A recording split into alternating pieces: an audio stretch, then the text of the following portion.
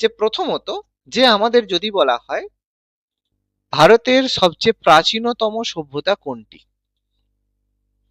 তাহলে কি বলি সবচেয়ে প্রাচীনতম সভ্যতা কোনটি? মেহেরগড়। যদি সবচেয়ে প্রাচীনতম সভ্যতা বলা হয় সেটা হচ্ছে মেহেরগড় সভ্যতা, তাই তো। তো এই মেহেরগড় সভ্যতা সবচেয়ে প্রাচীনতম সভ্যতা, যেটা আমাদের কোথায় আবিষ্কার হয়েছে এখন, মানে সেটার সাইটটা কোথায় রয়েছে, কোথায় অবস্থিত,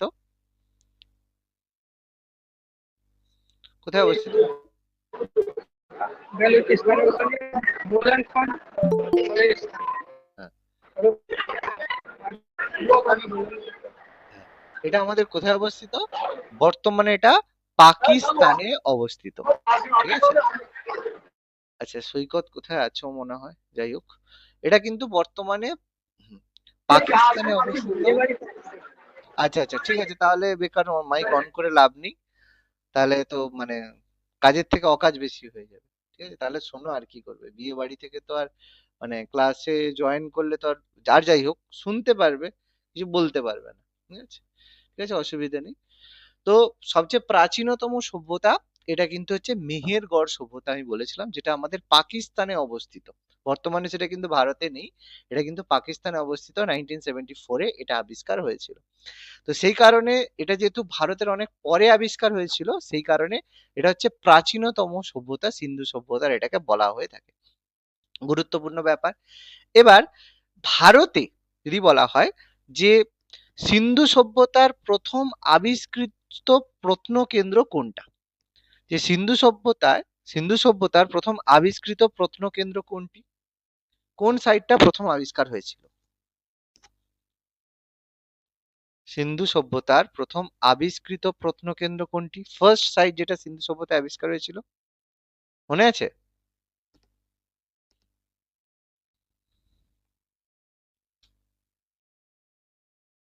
কারো মনে নেই?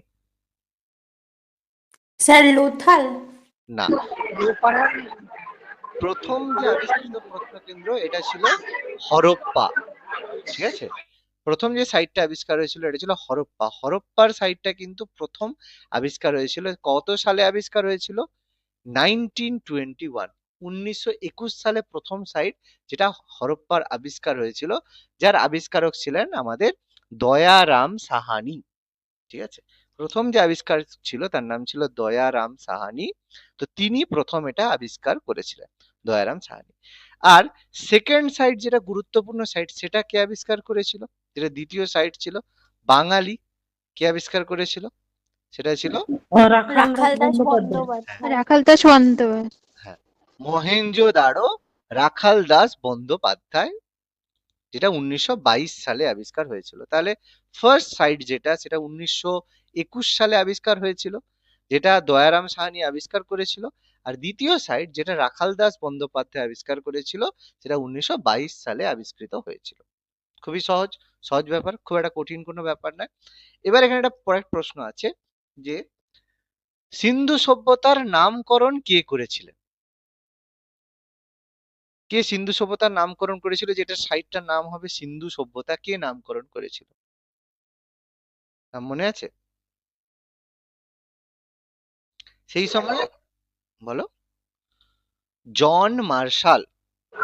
ঠিক আছে, জন মার্শাল সেই সময় আবিষ্কার করেছিলেন, তিনি ছিলেন সেই সময় এশিয়াটিক সোসাইটির, মানে সেই সময় হচ্ছে এশিয়াটিক মানে আমাদের archaeological survey of India, ASI যে রয়েছেন, এএসআই এর হেড ছিলেন। আর্কিওলজিক্যাল সার্ভে অফ ইন্ডিয়া যেটা রয়েছে, মানে আমাদের যারা ওই প্রত্নতত্ত্ব জিনিস সম্পর্কে আলোচনা করে যে কোথায় কি রয়েছে, তো এএসআই এর হেড ছিলেন আমাদের জন মার্শাল।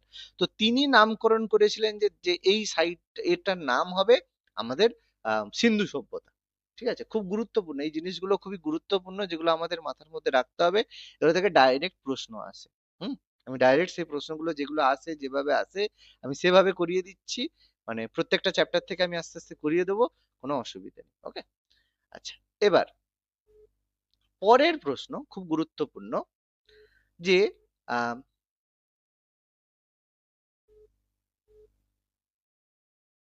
বলতো সিন্ধু সভ্যতার প্রথম সিলমোহর কে আবিষ্কার করেছিলেন? মানে সিন্ধু সভ্যতা আবিষ্কার হওয়ার আলেকজান্ডার হ্যাঁ, বলো নাম বলো। আলেকজান্ডার কানি আলেকজান্ডার ক্যানিংহোম। Alexander Cunningham. ঠিক আছে, তখনও কিন্তু সিন্ধু সভ্যতার কোনো সাইট আবিষ্কার হয়নি। তার অনেক আগেই আলেকজান্ডার ক্যানিংহ্যাম 1875 সালে 1875 একটা সিল পেয়েছিলেন, যেটা দেখে বোঝা গেছিল যে না এরকম কোন একটা সাইট আছে, যেটা পরবর্তীকালে এই সিলগুলো থেকে বোঝা যায় যে এরকম একটা কোনো সভ্যতা রয়েছে। ঠিক আছে, আচ্ছা, এবার পরের যে ব্যাপারটা সেটা আমাদের যে সিন্ধু সভ্যতায় যে গুরুত্বপূর্ণ সাইট আছে তার থেকে কিছু প্রশ্ন পড়ে। যেমন সিন্ধু সভ্যতার কোন অঞ্চলে বন্দরের নিদর্শন পাওয়া গেছে? বন্দর বা পোর্ট। লোথাল লোথাল। পোর্ট যেটা লোথাল। পাওয়া গেছে সেটা হচ্ছে লোথাল। ঠিক আছে, লোথাল যে পোর্ট রয়েছে সেখানে পোর্ট সিটি বলা হয়, যেখানে আমরা বন্দর পেয়েছি। এছাড়া বন্দর ছাড়া লোথালে আর কি কি পেয়েছি দেখি, মনে আছে নাকি? লোথালে বন্দর ছাড়া আমরা আর কি কি পেয়েছি? হ্যাঁ, ধান চাষের নিদর্শন। ঠিক আছে, ধান চাষের নিদর্শন। আর কি পেয়েছি? টেরাকোটার জাহাজ। ঠিক আছে, অনেক কিছু জিনিস আছে, কিন্তু তার মধ্যে আমি খুব গুরুত্বপূর্ণ বলবো টেরাকোটা জাহাজ। মানে জাহাজের গায়ে নকশা করা যেসব জাহাজ রয়েছে সেগুলোকে টেরাকোটার জাহাজ বলা হয়। আর কি পেয়েছি? দ্বৈত সমাধি। মানে দ্বৈত সমাধি মানে একটা সমাধি যার মধ্যে মানে পুরুষ এবং নারীর একসাথে তার মানে সাইড রয়েছে। ঠিক আছে, এগুলো রয়েছে, যেগুলো থেকে মানে আমি খুব ইম্পর্টেন্ট জিনিসগুলো বলছি অ্যাজ এ রিভিশনের মতো, সেগুলো করলেই আমাদের হবে। ঠিক আছে, তাহলে লোথাল থেকে আমরা এই জিনিসগুলো পেয়েছি, ইম্পর্টেন্ট জিনিস যেগুলো আমরা পেয়েছি। আচ্ছা, এবার পরবর্তী জিনিস যে আহ, সিন্ধু সভ্যতার প্রধান দেবতা কে ছিলেন? পশুপতি পশুপতি।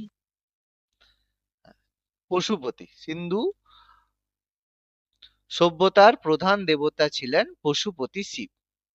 হুম, পশুপতি শিবা মানে যেটা হচ্ছে আমরা শিব বলছি, পশুপতি শিবা। পশুপতি শিবার কারণে পশুপতি শিব হচ্ছে প্রধান দেবতা ছিলেন। ঠিক আছে, নেক্সট এবার আম, এবার একটা খুব ইম্পর্টেন্ট প্রশ্ন আছে। ঠিক আছে, খুব ইম্পর্টেন্ট একটা প্রশ্ন, যেটা মানে যেটা আমাদের আইবিতে একটা পরীক্ষায় কোশ্চেনে পড়েছিল। ঠিক আছে, যে কিরকম প্রশ্নটা পড়ে একটু মানে ইন্টারেস্টিং, মানে বুদ্ধি দিয়ে পড়তে হয়। যে আহ,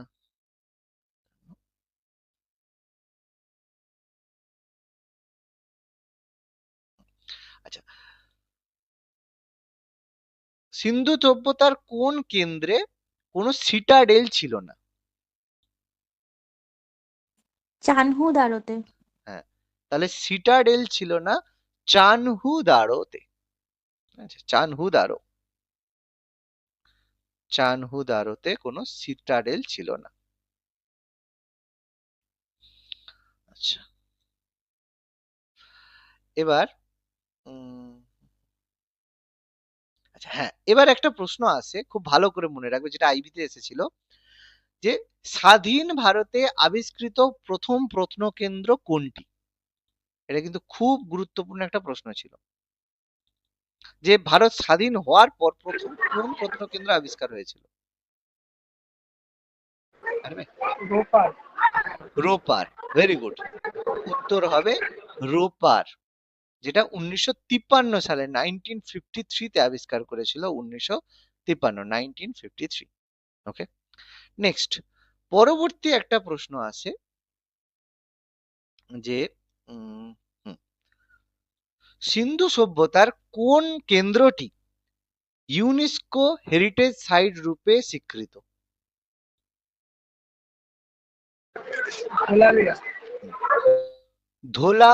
ধোলাভিরা। ঠিক আছে, ধোলাভিরা যেটা রয়েছে সেটা কিন্তু ইউনেস্কো হেরিটেজ সাইট দ্বারা স্বীকৃত। কততম? 44তম, 44th।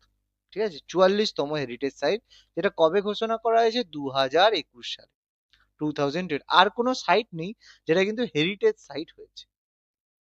ওকে, আচ্ছা, সিন্ধু সভ্যতার কোন, সরি এটা হচ্ছে, এটা দরকার নেই। কালীবঙ্গান কথাটির অর্থ কি?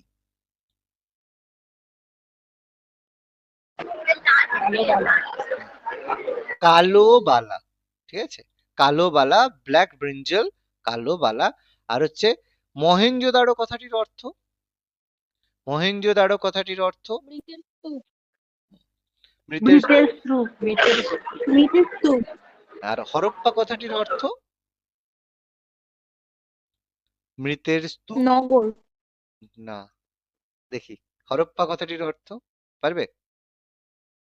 হরপ্পা কথাটির অর্থ, মহেঞ্জোদারো কথাটির অর্থ হচ্ছে মৃতের স্তূপ, আর হরপ্পা কথাটির অর্থ পশুপতির খাদ্য। পশুপতি মানে যে শিব, পশুপতির খাদ্য বলা, ঠিক আছে। এবার এখান থেকে আরেকটা প্রশ্ন পড়ে খুব গুরুত্বপূর্ণ, যে সিন্ধু সভ্যতার কোন প্রত্নকেন্দ্রে বৃহৎ শস্যাগার পাওয়া গেছে? বৃহৎ শস্যাগার কোথায় পাওয়া গেছে? বহের না, শস্যাগার বহের যদি না, শস্যাগার যদি বলা হয় তাহলে উত্তর হবে হরপ্পা, ঠিক আছে। আর হরপ্পায় হ্যাঁ, আর যদি বলা হয় বৃহৎ স্নানাগার পাওয়া গেছে, হ্যাঁ সাদা হ্যাঁ, হ্যাঁ যদি বলা হয় স্নানাগার তখন আমরা মহেঞ্জোদারো। বলবো মহেঞ্জোদারো।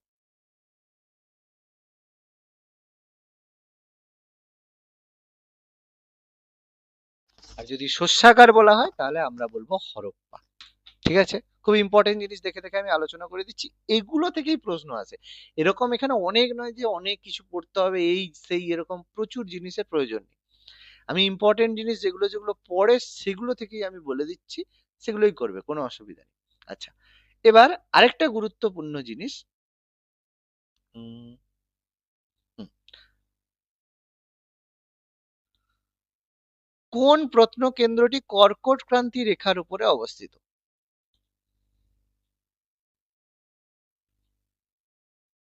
পারবে? সহজ প্রশ্ন। এটা হচ্ছে ধোলাভিরা, ঠিক আছে। ধোলাভিরা যে সাইটটা রয়েছে, সেই ধোলাভিরা সাইটটা কিন্তু কর্কট ক্রান্তি রেখা মানে ট্রপিক অফ মানে ক্যান্সার, যেটা 23.5 ডিগ্রি উত্তর, তার উপরে কিন্তু অবস্থিত। ওকে, 20টা প্রশ্ন আলোচনা করে দেবো ইম্পর্টেন্ট, এগুলোই পড়বে, বেশি পড়ার দরকার নেই। মানে যারা এক্সট্রা পড়েছো পড়ো, কিন্তু বেশি জিনিসের প্রয়োজন হবে না। আচ্ছা, নেক্সট বলো দেখি, আহ ল্যাপিস লাজুলি কি বলে কোথা থেকে আমদানি করা হতো?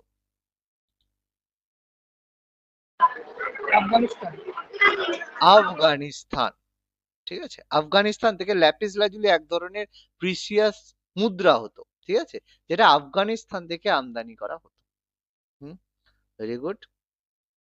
আচ্ছা, সিন্ধু সভ্যতার মানুষেরা কোন ধাতু এবং পশুর ব্যবহার জানতো না? লোহা ঘোড়া ব্যবহার জানতো না তাহলে যে ধাতুর ব্যবহার জানতো না সেটা ধাতু হচ্ছে লোহার লোহা। ব্যবহার আর পশু যদি বলা হয়, পশুটাও ঘোড়ার ব্যবহার জানতো না হুম, পশু যদি বলা হয় তখন হবে, সেটা হবে হর্স, ঘোড়া, তাই তো? ঘোড়া আচ্ছা, সিন্ধু সভ্যতায় প্রাপ্ত শিলে সবচেয়ে বেশি কোন পশুর প্রতিকৃতি পাওয়া গেছে? এটা ইম্পর্টেন্ট প্রশ্ন, হয়তো ভুল করবে, কেউ উত্তর দিতে পারবে না, যেটা উত্তর দেবে ভুল হবে সম্ভবত। দেখি, সবচেয়ে বেশি, ষাঁড় না, এটা ভুল হবে আমি জানি, এটা হয়তো কেউ পারবে না। এটা হচ্ছে ইউনিকর্ন, ঠিক আছে। এটা করে রাখবে কেন, ইউনিকর্ন সেই সময় যে সিল পাওয়া যেত, সেই সিল গুলো কিন্তু এরকম নয় যে কোনো মানে টাকা পয়সা, সেই সময় কিন্তু, হ্যাঁ এটা পরেরটাই বলে দিই, যে সেই সময় বাণিজ্য হতো কোন কিভাবে, কিসের মাধ্যমে বাণিজ্য হতো, ব্যবসা বাণিজ্য হতো হরপ্পার মানুষেরা ব্যবসা বিনিময় বাণিজ্য করতেন প্রথার বিনিময় প্রথার মাধ্যমে মাধ্যমে, ঠিক আছে। ফলে বিনিময় প্রথার মাধ্যমে তারা যদি তখন যদি বাণিজ্য করতো, তাহলে এই যে এটা কিসে ব্যবহার করতো, এই যে সিল গুলো, এগুলো ব্যবহার করা হতো আইডেন্টিটি হিসাবে। মানে তুমি যেমন আধার কার্ড রয়েছে, তুমি আজকে যদি জিজ্ঞেস করা হয় এই তোমার নাম কি, তুমি বললে কি কি প্রমাণ আছে, তুমি কি করবে, আধার কার্ড দেখাবে।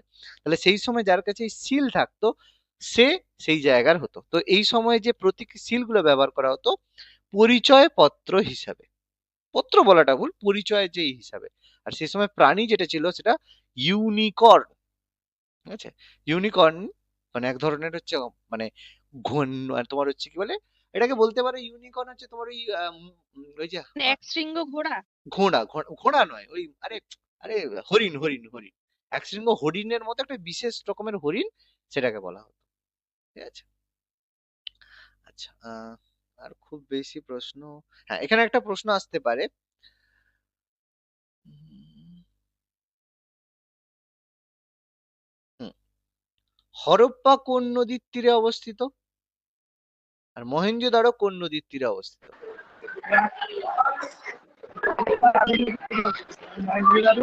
সিন্ধু নদী। হরপ্পা সিন্ধু নদী, ভুলে গেছো? হরপ্পার আদি নদী। ইরাবতী ইরাবতী বা ইরাবতী রাভি। ইরাবতী বা রাভি। তাহলে হরপ্পা হরপ্পা অবস্থিত সভ্যতা। রাভি, আর আর মহেঞ্জোদারো অবস্থিত মহেঞ্জোদারোটা সিন্ধু সিন্ধু নদীর নদী। তীরে, ঠিক আছে, ভেরি গুড। মহেঞ্জোদারো অবস্থিত সিন্ধু নদীর তীরে, আর হরপ্পা অবস্থিত রাভি নদীর তীরে। ওকে, ভেরি গুড। আচ্ছা, নেক্সট একটা বলো তো, আর কি হবে,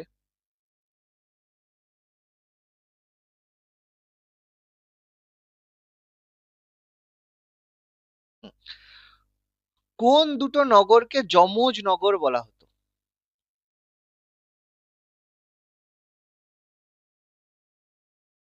যমজ নগর, টুইন সিটি বলা হতো, হরপ্পার মহেঞ্জোদারোকে। মহেঞ্জোদারো এবং হরপ্পা, ঠিক আছে।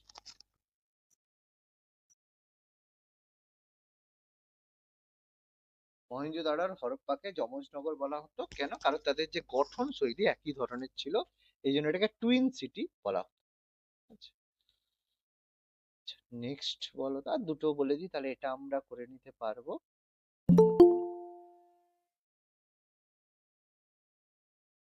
তারপরে আমরা বৈদিক সভ্যতায় চলে যাব, ওখান থেকে আলোচনা করে দেবো। আহ বলো তো, হ্যাঁ, রোপার প্রত্নকেন্দ্রটি কোন নদীর তীরে অবস্থিত? রোপার,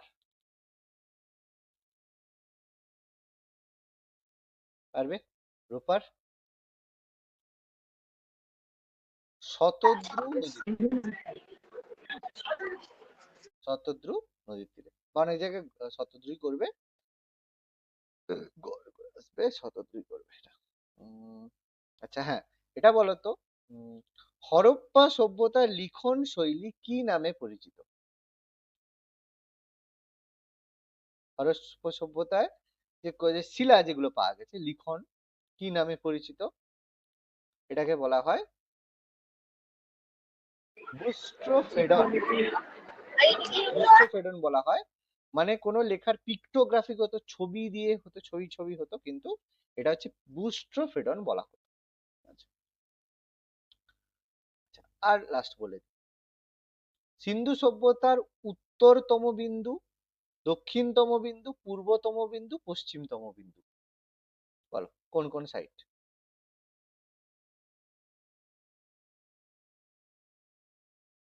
বলো কোনটা, উত্তর দক্ষিণ পূর্ব পশ্চিমে কি কি সাইড রয়েছে, বলো,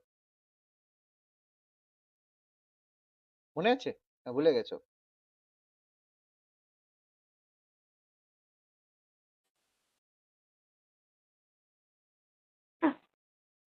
আচ্ছা, উত্তরতম বিন্দু হচ্ছে কি, জম্মু কাশ্মীরে অবস্থিত মান্ডা, তাই তো, জম্মু কাশ্মীরে অবস্থিত মান্ডা।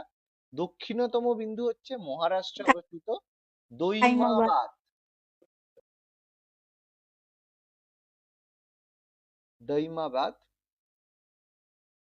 দৈমাবাদ দক্ষিণতম বিন্দু। পূর্বতম বিন্দু উত্তরপ্রদেশে অবস্থিত আলমগীরপুর, আর পশ্চিমতম বিন্দু সিন্ধু প্রদেশে অবস্থিত সুতকা জেন্ডোর। সুতক জেন্ডার। ওই সুতক জেন্ডোর, যা বলবে কোনো অপশন থাকবে, সুতকা জেন্ডোর যা বলবে সব উত্তর কারেক্ট, ঠিক আছে। সুতকা জেন্ডোর যা উচ্চারণ করবে সব ওকে। ঠিক আছে, আচ্ছা এবার হচ্ছে আমাদের বৈদিক সভ্যতা, বৈদিক সিভিলাইজেশন থেকে আলোচনা হবে। চলো ফার্স্ট কোশ্চেন। আচ্ছা বলো তো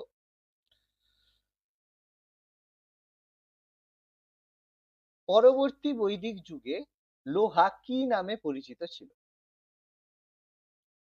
খুব গুরুত্বপূর্ণ প্রশ্ন। লোহা কি নামে পরিচিত ছিল?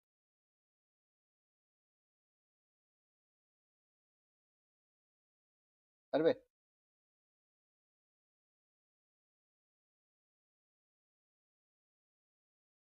অয়স, মনে পড়ছে?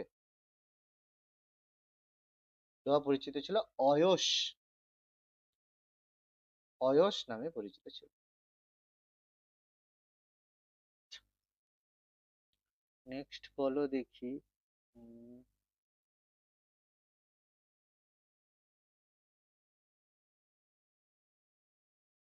আচ্ছা বলো তো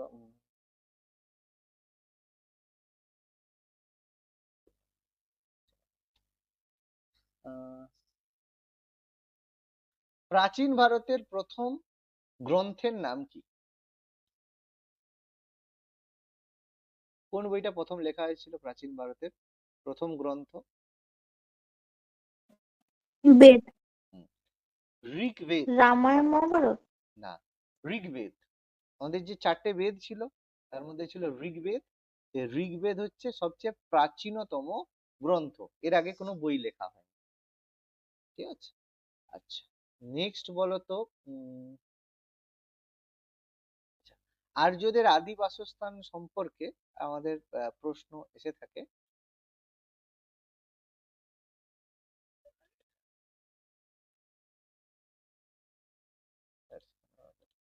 সিকোয়েন্সটা করে দিই।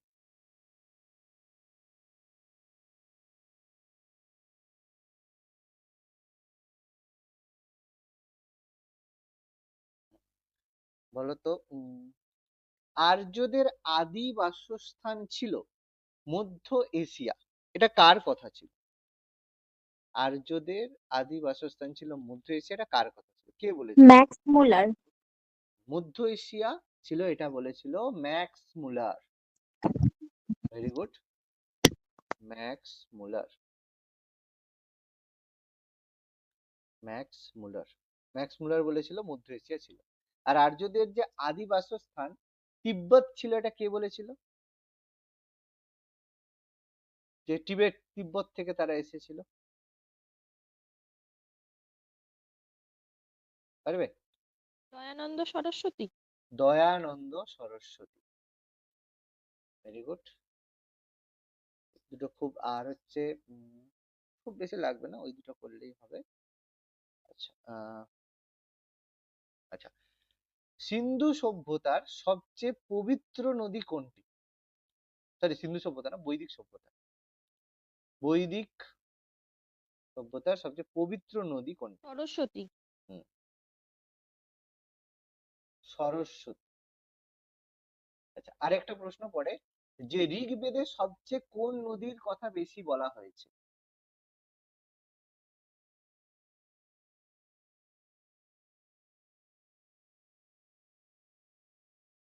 ঋগ্বেদে কোন নদীর নাম সবচেয়ে বেশি বলা হয়েছে?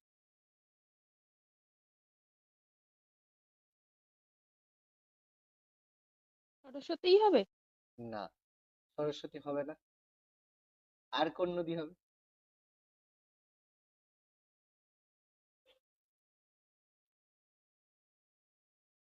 হবে সিন্ধু। ইন্দাস রিভার যে রয়েছে সেটার নাম সবচেয়ে বেশিবার বলা হচ্ছে। আচ্ছা নেক্সট বলো তো কি,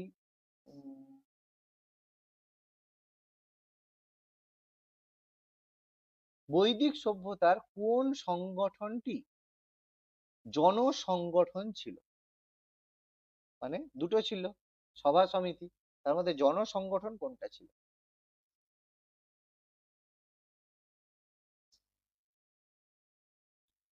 কোন সমিতি। সংগঠনটি ভাঙা যেত না? কোনটা কি হবে বলো? ভাঙা যেত না কোনটা আর উত্তর একই একই হবে না আলাদা আলাদা হবে? তাহলে জনসংগঠন ছিল সমিতি, আর ভাঙা যেত না সভা, তাই তো? সভা। সভা সভা ভাঙা যেত না। আর যেটা তোমার হচ্ছে জনসংগঠন ছিল, জনগণদের নিয়ে গঠিত হতো, সেটা হচ্ছে সমিতি। মানে আজকের দিনে লোকসভা রাজ্যসভার মতো, মানে যেরকম লোকসভা জনসংগঠন ছিল আর রাজ্যসভা ভাঙা যায় না, সেরকম সিচুয়েশন। ঠিক আছে? আচ্ছা, নেক্সট বলো তো, উম, ঋগ বৈদিক যুগের কোন সংগঠনটি যুদ্ধের সময় গঠিত হতো? শুধু যুদ্ধ যখন হবে তখন গঠিত হতো। তার নাম কি ছিল? বিধত। ওকে, বিধত। বিধত ছিল সেই সময়, যেটা তোমার শুধু যুদ্ধের সময় গঠিত হতো, যুদ্ধের পরে আর কোনো প্রয়োজনই হতো না। আচ্ছা, নেক্সট বলো তো, চতুর্বর্ণের উল্লেখ কোথায় রয়েছে? চারটে যে বর্ণ রয়েছে, ব্রাহ্মণ, ক্ষত্রিয়, বৈশ্য, শূদ্র, সেই চতুর্বর্ণের উল্লেখ কোথায় রয়েছে? ঋগ্বেদে। কোন মণ্ডল? ঋগ্বেদের কোন মণ্ডল? এটা পরীক্ষায় আসে। দশম মণ্ডলের পুরুষ সূক্ত। ঠিক আছে? পুরুষ সূক্ততে বলা হয়েছে যে চতুর্বর্ণ, চারটে যে বর্ণ রয়েছে তার ঋগ্বেদের দশম মণ্ডল। আচ্ছা, ঋগ্বেদের কতগুলো মণ্ডল রয়েছে?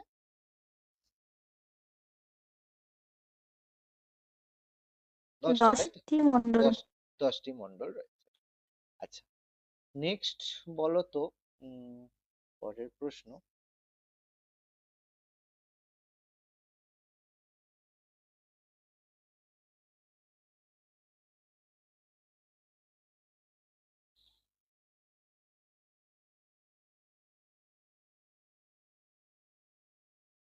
আচ্ছা, বৈদিক যুগের প্রধান জীবিকা কি ছিল?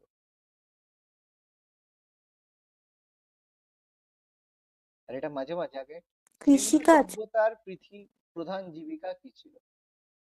এই দুটা কোশ্চেন প্রচুর গুলিয়ে যায় আর প্রচুর ভুল আমি পর পর দিচ্ছি। সিন্ধু সভ্যতার প্রধান জীবিকা কি ছিল আর বৈদিক সভ্যতার প্রধান জীবিকা কি ছিল? বলো কোনটার উত্তর কি হবে?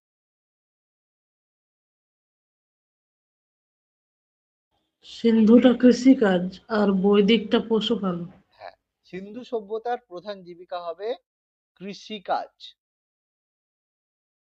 আর বৈদিক সভ্যতার প্রধান জীবিকা হবে পশুপালন। দ্বিতীয় যদি বলা হয় সেটা হচ্ছে কৃষিকাজ। ঠিক আছে? বৈদিক সভ্যতা, কিন্তু সিন্ধু সভ্যতার প্রধান জীবিকা কৃষিকাজ, বৈদিক সভ্যতার প্রধান জীবিকা পশুপালন। ঠিক আছে? এটা মনে রাখবে। আচ্ছা, এখানে আহ ঋগ্বেদে ধান এবং গমকে কি হিসেবে বলা হয়েছে, মানে কি শব্দ বলা হয়েছে? ধান এবং গম, গমকে বলা হয়েছে, মানে কোন টার্ম ব্যবহার করা হয়েছে ধান আর গমের ক্ষেত্রে? গমকে বলা হয়, মানে তোমরা প্রথম হচ্ছে ধানকে বলা হয়েছে ব্রীহি, ব্রীহি। ঠিক আছে? ব্রীহি বলা হয়েছে। আর গমকে বলা হয়েছে গোধূম। ঠিক আছে? গোধূম বলা হয়েছে। Very good. আচ্ছা, নেক্সট বলো তো, বৈদিক যুগে প্রচলিত দুটি মুদ্রা কি ছিল? যদিও মুদ্রা সম্পর্কে বিতর্ক। মনা নিষ্কো। হ্যাঁ, মনা ও নিস্কো। Very good. তবে এটা মানে অ্যাকচুয়ালি ছিল কিনা সেটা নিয়ে একটা মতপার্থক্য রয়েছে। আচ্ছা, নেক্সট বলো তো, গায়ত্রী মন্ত্র কোন দেবীকে উৎসর্গ করা হয়েছে?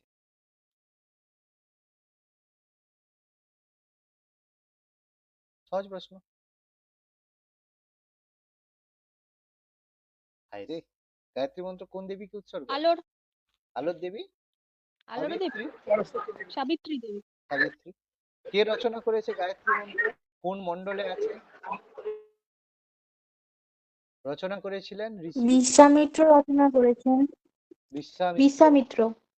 আর কোন মণ্ডলে রয়েছে?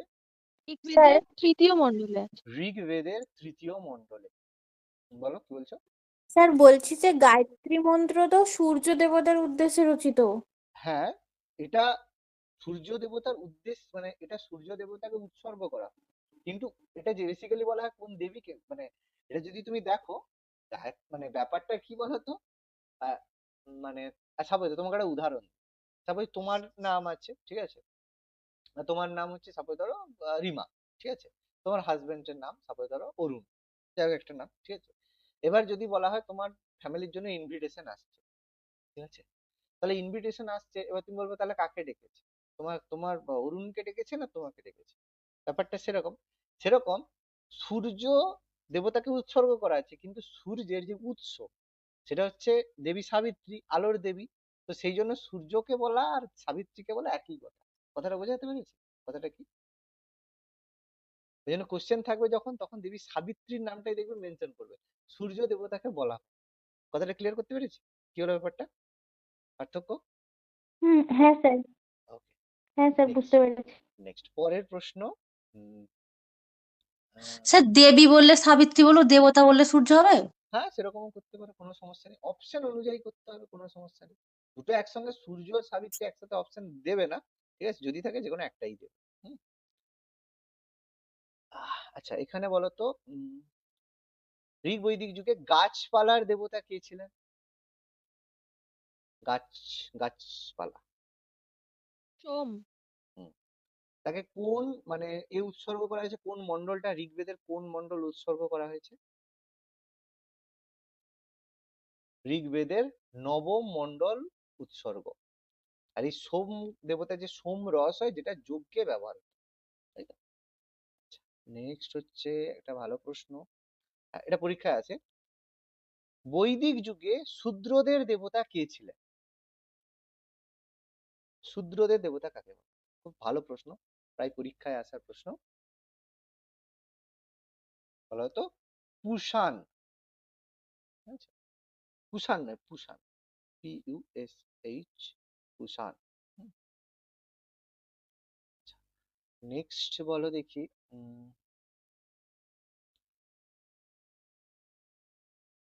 অঘ্ন বলতে কাকে বোঝানো হতো? গাভীকে বা গরুকে। কেন?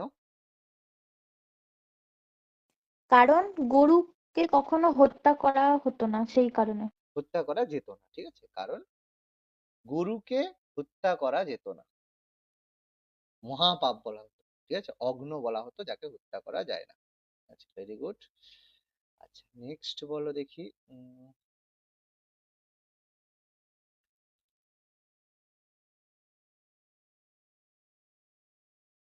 রাজার প্রতিপত্তি বৃদ্ধির জন্য কোন ধরনের যজ্ঞ হতো? সুযোগ্য। রাজস্ব যজ্ঞ, ঠিক আছে, যজ্ঞ হতো, তাহলে সেটা হচ্ছে রাজস্ব যজ্ঞ না, প্রতিপত্তি বৃদ্ধির জন্য। তো তিনটে তোমার হচ্ছে যজ্ঞ ছিল, তার মধ্যে প্রতিপত্তি বৃদ্ধির জন্য ছিল বাজপেয় যজ্ঞ।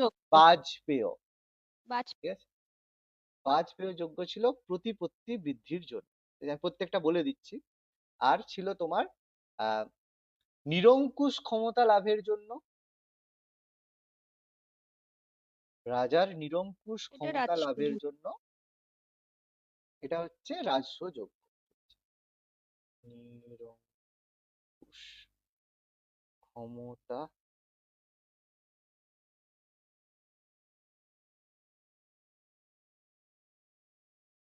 এটা হচ্ছে তোমার রাজস্ব, রাজস্ব। আর তোমার যদি বলা হতো আহ সে তোমার সার্বভৌমত্ব প্রতিষ্ঠা, অশ্বমেধ যজ্ঞ। রাজার সার্বভৌমত্ব প্রতিষ্ঠার জন্য অশ্বমেধ যজ্ঞ হতো। তাহলে এইটা হচ্ছে মনে রাখতে হবে, তিনটে আলাদা আলাদা যেন ভুল না হয়। তাহলে প্রতিপত্তি বৃদ্ধির জন্য বাজপেয় যুদ্ধ, নিরঙ্কুশ ক্ষমতা লাভের জন্য রাজস্ব যজ্ঞ, আর সার্বভৌম ক্ষমতার জন্য অশ্বমেধ যজ্ঞ। আচ্ছা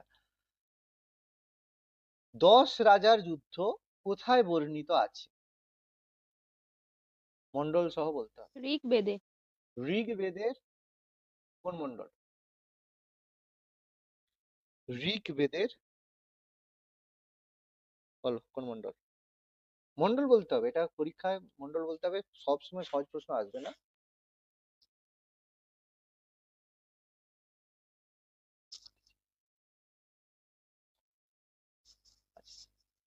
সপ্তম মন্ডল।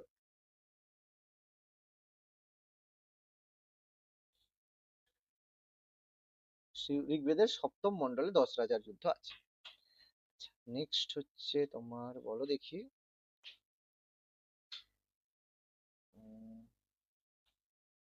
আচ্ছা, বেদ কোন ভাষায় রচিত? সহজ প্রশ্ন, খুব কঠিন প্রশ্ন। সংস্কৃত ভাষায়। একদম। সংস্কৃত ভাষায়। বেদ কোন ভাষায় রচিত? সংস্কৃত ভাষা।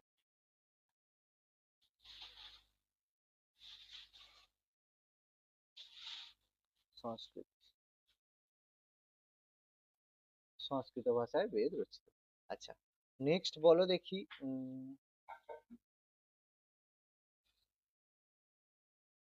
ঋগ্বেদের কোন অংশকে দার্শনিক উপলব্ধি বলা হয়?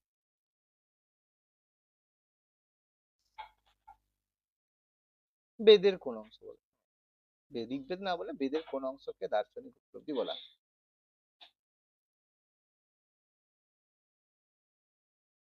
আচ্ছা, বেদের কটা অংশ? বেদের কতগুলি অংশ? 4টি।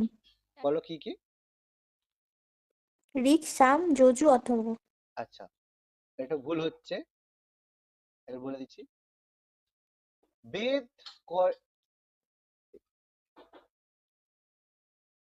বেদের সংখ্যা কত? তাহলে তখন হবে 4টি।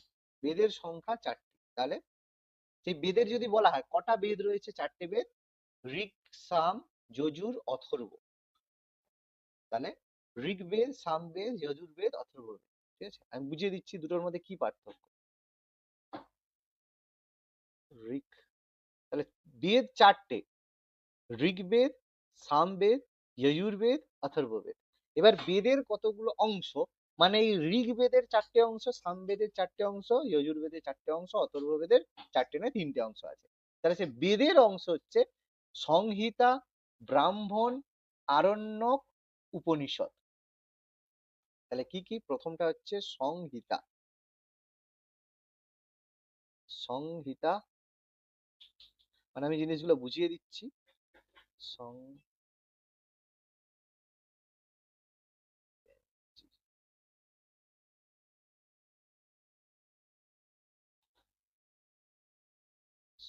সংহিতা, ব্রাহ্মণ, আরণ্যক, উপনিষদ। ব্যাপারটা হচ্ছে, সাপোজ তোমার যদি বলা হয় যে তোমাদের কতগুলো সাবজেক্ট বই রয়েছে, তুমি বলবে আমাদের 4টে বই রয়েছে। কি কি বই হচ্ছে? ইতিহাস, ভূগোল, বাংলা, অঙ্ক, 4টে বই।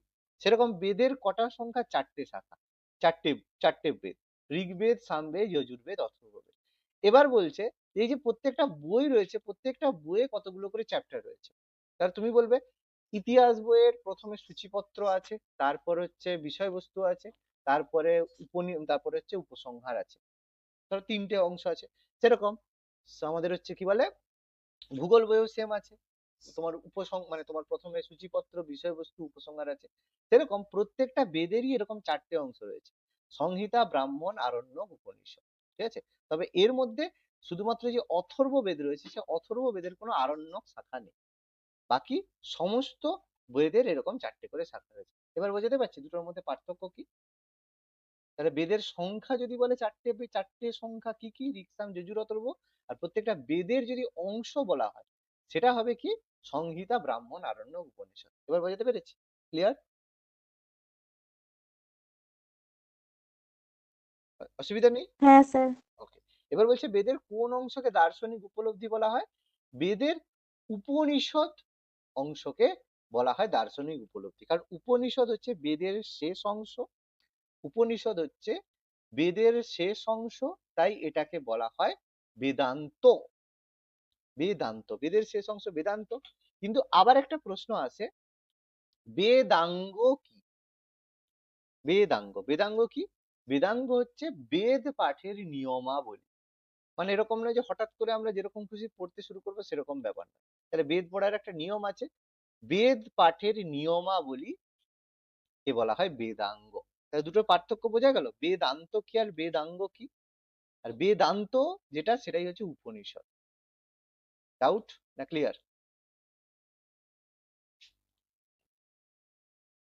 100% ক্লিয়ার না অসুবিধা আছে?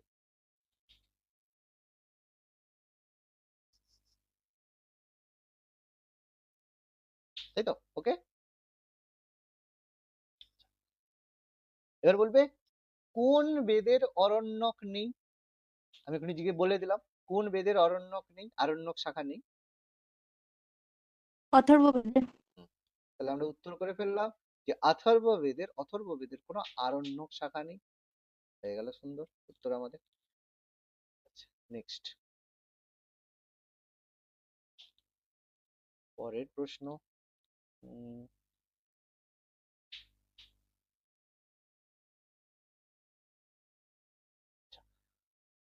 উপনিষদের মোট সংখ্যা কটি? উপনিষদ কতগুলো সংখ্যা আছে, মোট সংখ্যা কতগুলো?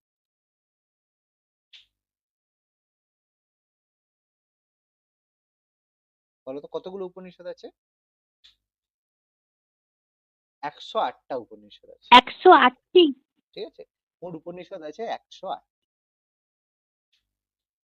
আচ্ছা, বলবে পুরাণের সংখ্যা কটি? কতগুলো পুরাণ আছে?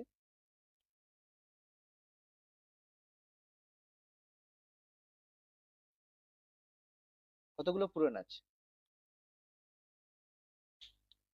18টা পুরাণ। 18টি। পুরাণের সংখ্যা হচ্ছে 18টি। অষ্টাদশ পুরাণ, 18টি পুরাণ রয়েছে। আচ্ছা, এবার হচ্ছে সবচেয়ে পুরানো পুরাণ বললে কি হবে? সবচেয়ে প্রাচীনতম পুরাণ?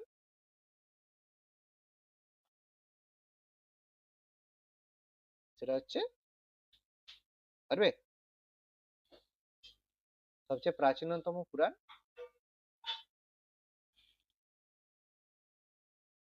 সবচেয়ে প্রাচীনতম পুরাণ মৎস্য পুরাণ। মৎস্য পুরাণ হচ্ছে সবচেয়ে প্রাচীনতম পুরাণ। হয়ে গেছে মোটামুটি, আর খুব বেশি কিছু নেই। আচ্ছা, দর্শন গুলো একটা লাগবে, এখান থেকে কোশ্চেন আসে যে আমাদের ভারতীয় দর্শনে কতগুলি শাখা? বলবে কটা শাখা রয়েছে ভারতীয় দর্শনে, ফিলোসফি বা দর্শনে? 6টি শাখা রয়েছে, তাই তো? 6টি শাখা রয়েছে, কি কি? প্রথমত ন্যায় দর্শন। তো এটা মানে এর সাথে সাথে কি পড়তে হয়, যে এই দর্শন হচ্ছে কে, মানে কার, কে এটার হচ্ছে স্রষ্টা, বা কে এটা প্রবর্তন করেছে, এরকম 6টার মনে রাখতে হবে। ন্যায় দর্শন কে? ঋষি গৌতম। ঠিক আছে? তারপর আমাদের হচ্ছে বৈশেষিক দর্শন।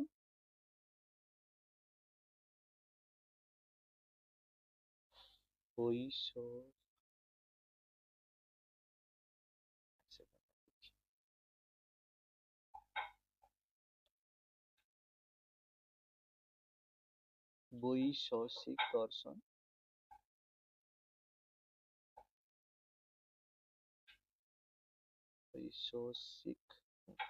বৈশেষিক দর্শন হচ্ছে ঋষি কণাদ।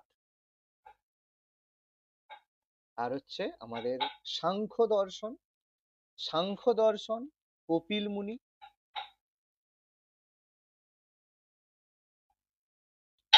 যোগ দর্শন পতঞ্জলি।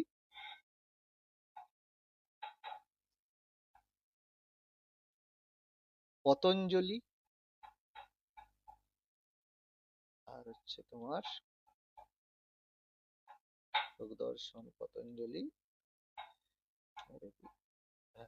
আর তোমার পূর্ব মীমাংসা জৈমিনী, আর উত্তর মীমাংসা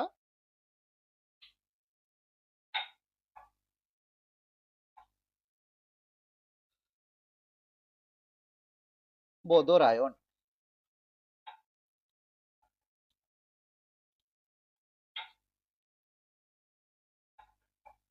জৈমিনী বৈকার থাকে আর কি।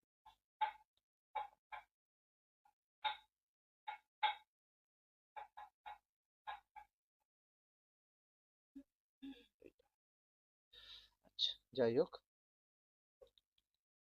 নেক্সট মোটামুটি আমাদের এগুলো হয়ে গেছে, আর কিছু সেরকম নেই। হুম, আচ্ছা। আর তোমাদের প্রতিবাদী ধর্ম আন্দোলন থেকে এটা বলে দিই, বাকিগুলো তোমরা ক্লাস করেছো। প্রতিবাদী ধর্ম আন্দোলন,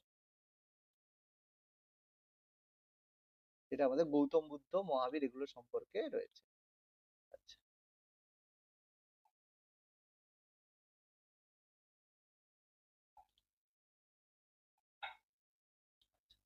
বলো তো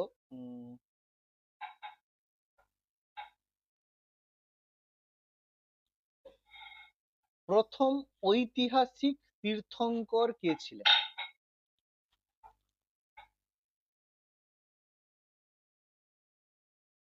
তীর্থঙ্কর মানে যারা জৈন সাধু তাদেরকে তীর্থঙ্কর বলা হয়। তাহলে প্রথম ঐতিহাসিক তীর্থঙ্কর মানে ঐতিহাসিক ব্যক্তি কে ছিলেন তীর্থঙ্করদের মধ্যে?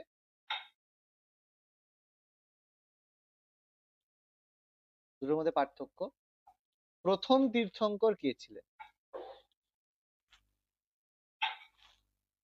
মনে আছে না, সব ভুলে গেছো? পার্শ্বনাথ। আচ্ছা ভুলে গেছো। হ্যাঁ, প্রথম কোনটা বলছো, ঐতিহাসিক না প্রথম তীর্থঙ্কর, কোনটা?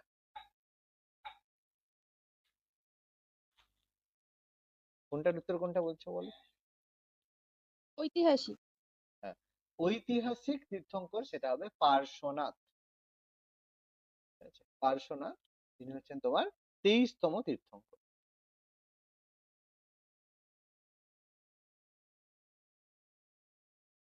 আর প্রথম তীর্থঙ্কর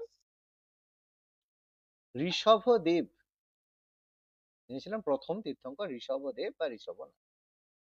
আচ্ছা, পার্শ্বনাথ কোথাকার রাজা ছিলেন? পার্শ্বনাথ কোথাকার রাজা ছিলেন?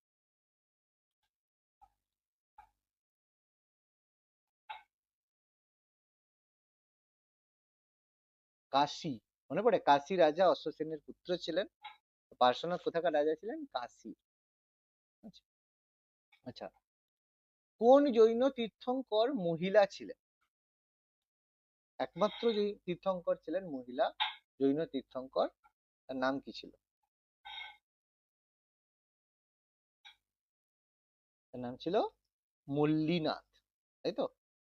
তিনি ছিলেন কততম তীর্থঙ্কর? 19তম তীর্থঙ্কর। আচ্ছা, নেক্সট বলো তো, চতুর্যাম কে প্রবর্তন করেছিলেন?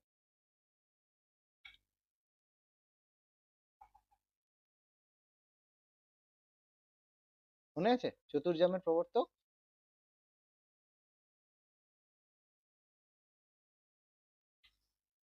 পার্শ্বনাথ। মনে পড়ছে? চতুর্যামের প্রবর্তক ছিলেন কে? পার্শ্বনাথ। চতুর্যামের মধ্যে কি কি জিনিস ছিল? অহিংসা, সত্য, অচৌর্য, অপরিগ্রহ। মানে হিংসা করব না, সত্যি কথা বলবো, কারো জিনিস চুরি করব না, আর অপরিগ্রহ মানে কারো জিনিসের প্রতি লোভ করব না, তাই তো? আর এর সঙ্গে পঞ্চ মহাব্রত কে চালু করেছিলেন? মহাবীর। হুম, পঞ্চ মহাব্রত চালু করেছিলেন মহাবীর। কি একটা প্রিন্সিপাল যোগ করেছিলেন পঞ্চা মহাব্রতের মধ্যে, চতুর্যামের সঙ্গে একটা প্রিন্সিপাল যোগ করেছিলেন, সেটা কি ছিল? ব্রহ্মচর্য। ব্রহ্মচর্য। তাহলে ব্রহ্মচর্যকে যুক্ত করে 5টা জিনিস করেন পঞ্চ মহাব্রত, তাই তো?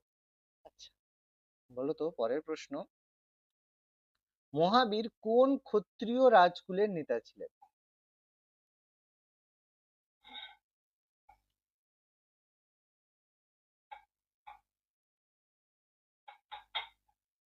জ্ঞাত্রিক। মনে পড়ছে? আচ্ছা, বলো দেখি, মহাবীরের প্রথম শিষ্য কে ছিলেন?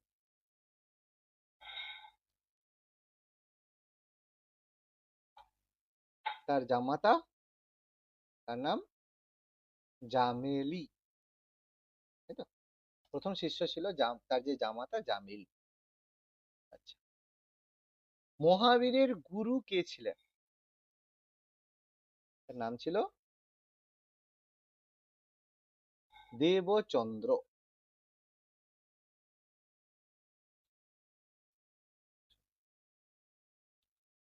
কত বছর বয়সে মহাবীর কৈবল্য লাভ করেন?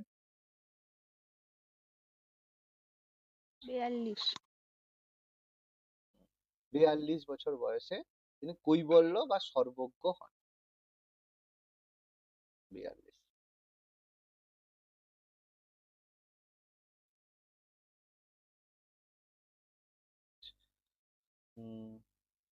মহাবীর কোন নদীর তীরে কৈবল্য লাভ করেন?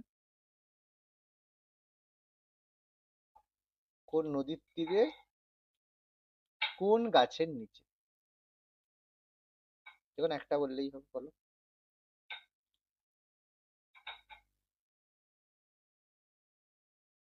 রিজুপালিকা নদীর তীরে শাল গাছের নিচে। তাল গাছ। গাছ ছিল শাল গাছ, নদী ছিল রিজুপালিকা।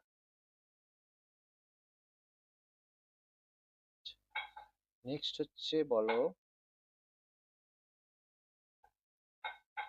জৈন ধর্মের শিষ্যদেরকে কি বলা হতো?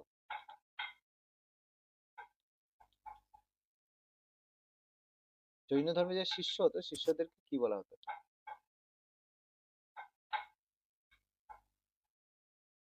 বলা হতো গণধর।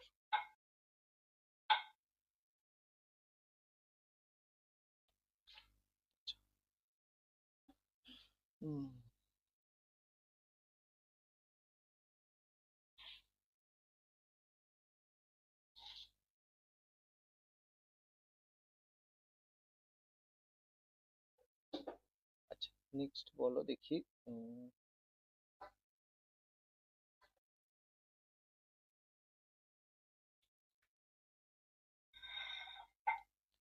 চন্দ্রগুপ্ত মৌর্য কোন জৈন সন্ন্যাসীর দ্বারা দীক্ষিত হন?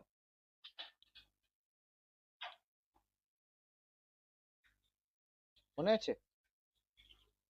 নাম কি ছিল? ভদ্রবাহু, তাই তো?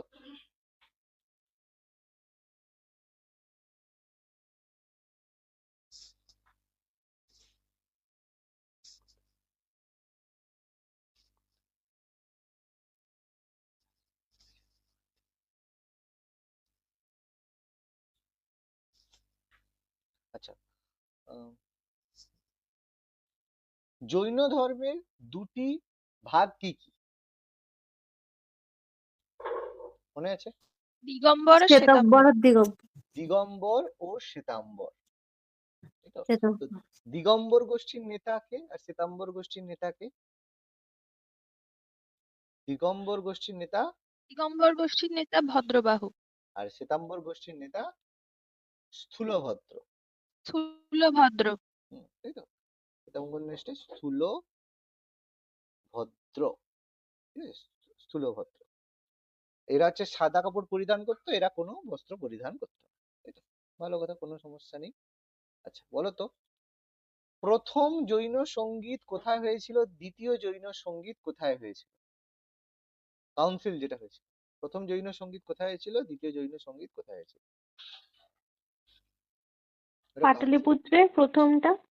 পাটলিপুত্র, দ্বিতীয়টা বল্লভী, তাই তো? বল্লভীতে হয়েছে।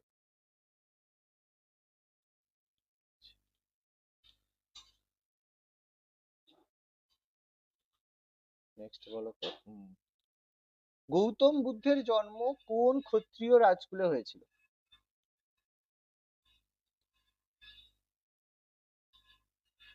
শাক্য, তাই না? শাক্য শাক্য ছিল। বংশ। হুম। গৌতম বুদ্ধ কোন নদীর তীরে কোন গাছের নিচে নির্বাণ লাভ করেন? পিপল কুশি গাছের নদীর নিচে। তীরে। বলো কোন নদী?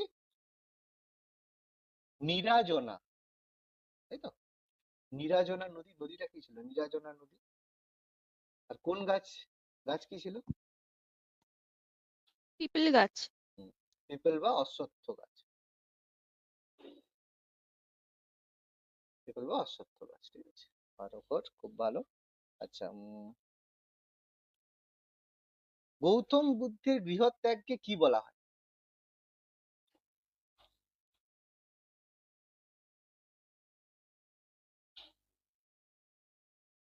মহা মহাভিনিষ্ক্রমণ। ভেরি গুড, বলা হয় মহাভিনিষ্ক্রমণ।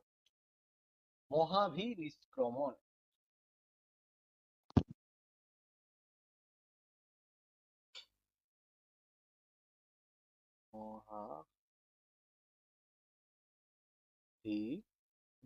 মহাভিনিষ্ক্রমণ। আচ্ছা। আচ্ছা, গৌতম বুদ্ধ তার জীবনের শেষ শিক্ষা দিয়েছিলেন কাদের?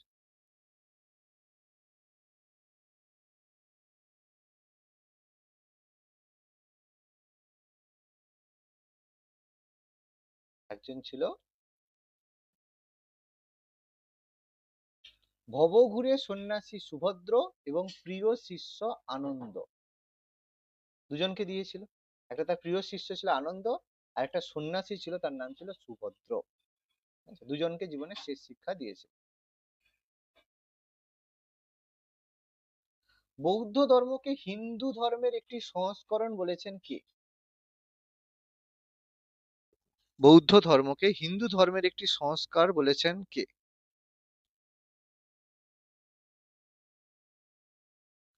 ঐতিহাসিক রমিলা থাপার।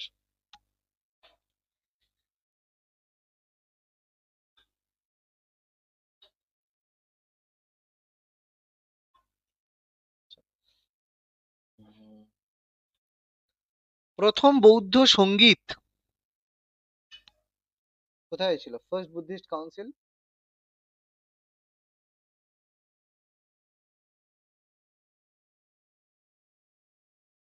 পরপর বলে যাও, চারটের মধ্যে কোনটা মনে আছে?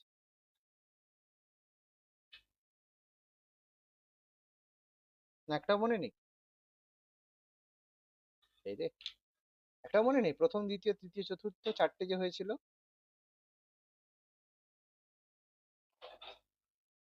তৃতীয়টা পাটলিপুত্রে হয়েছিল।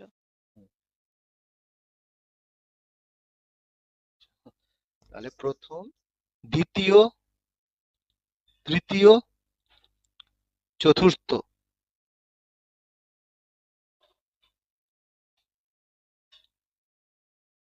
তৃতীয় বলে দিচ্ছি, মনে করে নাও সব। প্রথমটা হয়েছিল কোথায়? রাজগৃহ, অজাত শত্রু। রাজা ছিল, রাজগৃহ ছিল, প্রথমটা হয়েছিল মগধে, সেই সময় রাজগৃহ, সেই সময় শাসক ছিল অজাত শত্রু। দ্বিতীয়টা হয়েছিল কোথায়? বৈশালীতে, কালাশোক, সেই সময় হচ্ছে শাসক ছিল কালাশোক, কালাশোকের সময় হয়েছিল। তৃতীয় যেটা হয়েছিল সেটা একদম ঠিক বললে, পাটলিপুত্র, অশোক। Very good. আর চতুর্থটা? কনিষ্ক। কনিষ্ক হয়েছিল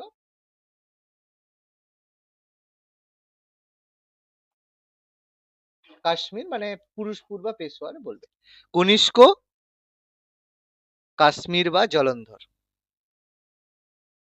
হয়েছিল কনিষ্কের সময়। ঠিক আছে,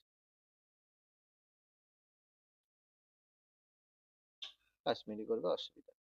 আচ্ছা,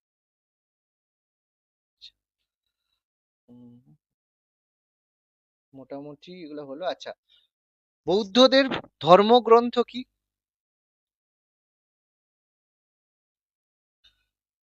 ত্রিপিটক।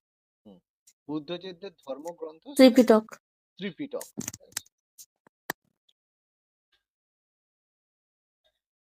ধর্মগ্রন্থ হচ্ছে ত্রিপিটক।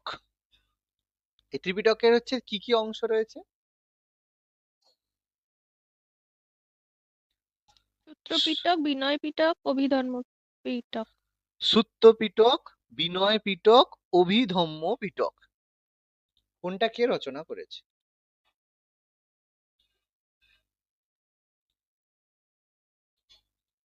এটা হলেই শেষ হবে। আর বিষয়বস্তু, সুত্ত পিটক রচনা করেছেন কে? আনন্দ, যেখানে রয়েছে গৌতম বুদ্ধের উপদেশ। ঠিক আছে, রচনা করেছেন আনন্দ, যেখানে রয়েছে গৌতম বুদ্ধ যে উপদেশ দিয়েছেন সেগুলো। বিনয় পিটক রচনা করেছেন উপালি, যেখানে কি রয়েছে? যেখানে রয়েছে বৌদ্ধ সন্ন্যাসীদের পালনীয় কর্তব্য, যে তুমি যদি বৌদ্ধ সন্ন্যাসী হও তাহলে কি কি করবে। আর অভিধম্ম পিটক সংকলন করেছে বসু বন্ধু।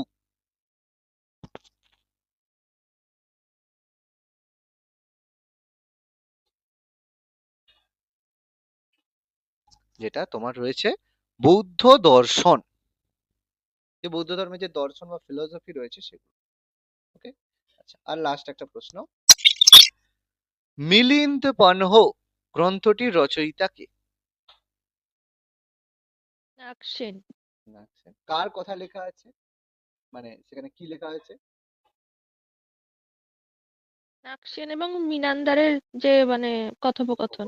ঠিক আছে, রচয়িতা নাগসেন, যেখানে রয়েছে বৌদ্ধ সন্ন্যাসী নাগসেন এবং গ্রিক রাজা মিনান্দারের কথোপকথন। ভেরি গুড, মোটামুটি আমরা তো এই জিনিসগুলো আলোচনা করে নিলাম। ঠিক আছে, আর বাকি গুপ্ত মানে মৌর্য টৌর্য গুলো আমরা ডিসকাস করেছি। তাহলে আগের যেগুলো অনেকদিন আগে হয়েছিল ভুলে গেছিলে, আরেকবার ভালো করে একটু রিভিশন করে নেবে। ঠিক আছে, করে নেবে সুন্দর করে। আমি ইম্পর্টেন্ট জিনিসগুলো বললাম, এগুলোই মেইন ব্যাপার, যেগুলো পরীক্ষার জন্য এগুলো মেইন ব্যাপার, এগুলো করলেই হবে। যত ইম্পর্টেন্ট আমি সব আলোচনা আজকে করে দিয়েছি। ঠিক আছে, ঠিক আছে, চলো, গুড নাইট।